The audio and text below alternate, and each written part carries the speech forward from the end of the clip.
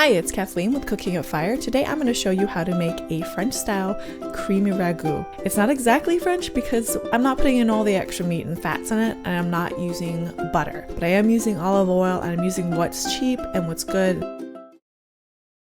So we're going to start off with peeling the carrots. I like to use the peeler and peel downwards. I don't like to do the outwards. You also notice that mine is not that one with a little handle on the left-hand side of the cutter. So I also like to peel into a container. It doesn't have to be anything fancy, so I can go throw it away or throw in scraps. I don't have to keep walking back and forth to the trash can. Here I'm demonstrating some knife safety tips. You want to make sure that the handle is towards your dominant hand, and then also the blade is facing away from you. When you cut, you want to push down and forward, or push down and pull backwards. It just depends on what's the most comfortable. Here's how to hold it if you're right-handed. You want to curl your fingers under, tuck your thumb over. I don't like it when people point their finger over the blade, or their index finger over the blade. It's just not very ergonomic to me, and it's not comfortable. So I've got to make the first cut, which is along the axis, the longitudinal axis. I made it flat so it sits nicely on the cutting board and doesn't roll around and I don't accidentally cut my fingers. I would like to curl in my fingers so you can see where my right hand's curled in so that I have less chance of cutting my fingers. This is an advanced move. I don't recommend doing it if you're new because you can cut yourself, but you want to keep the blade 45 degrees to the cutting board when you're scooping up. Just don't do that. I'm just kind of lazy. All right, here you have to peel the onion. I cut it in half and then cut off one end. And I'm peeling all of that peel off and putting it in my little junk basket. This is a cool technique I learned from Julia Child way back when. No, I'm not that old. I just watched YouTube videos. You basically want to slice across the onion, but not all the way through to the end. You can see where the tip is still intact.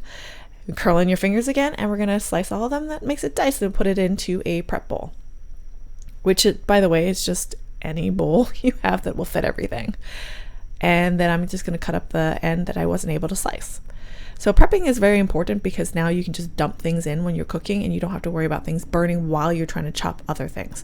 I do sometimes chop while I'm cooking at the same time. It just depends. In this case, I want them all to be ready and throw it in. So I put in olive oil into a hot pan. This is smoking, so it's a little too hot already, but we're going to add in the onions and we're going to let it caramelize, which means it's starting to turn brown nicely, not burnt, and it should make it have more sugars come out.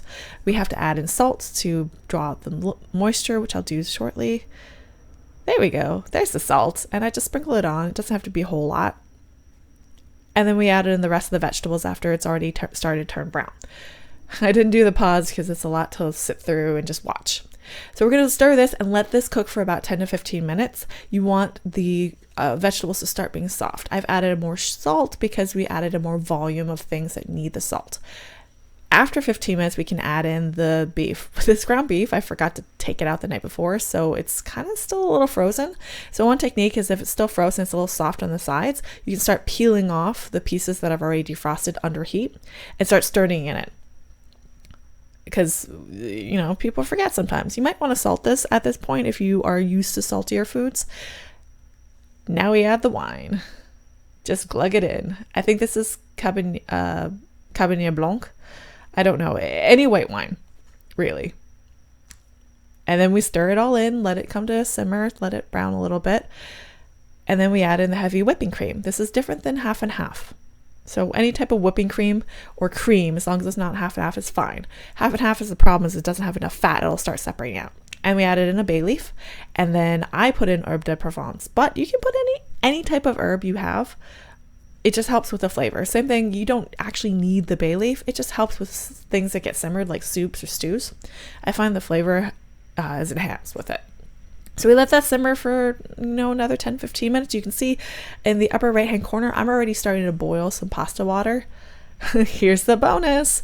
How this is a rolling boil for pasta. Yeah, that's the pasta. And then you just cook it. You stir it a little bit, and then you cook it according to the package. It's usually 12 to 15 minutes for this.